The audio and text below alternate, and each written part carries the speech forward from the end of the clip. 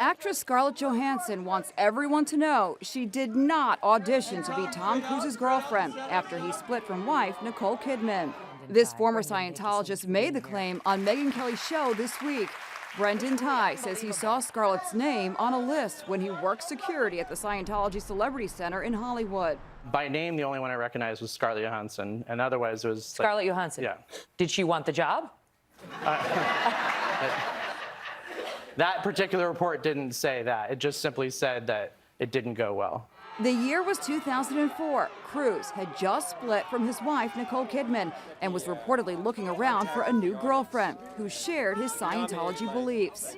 Now an angry Scarlett is lashing out.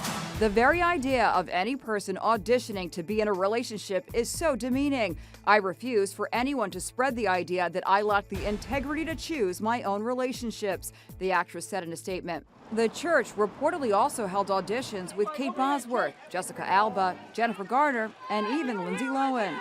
The actresses were supposedly told they were auditioning for Mission Impossible 3. The Church of Scientology is refuting those claims as well as the allegations from Tighe. The access he boasts of having was largely limited to viewing security cameras from a guard booth. He was removed from that position for dereliction of duty. Tighe also claims that any Scientologists assigned to work closely with Tom Cruise were under orders to look their best.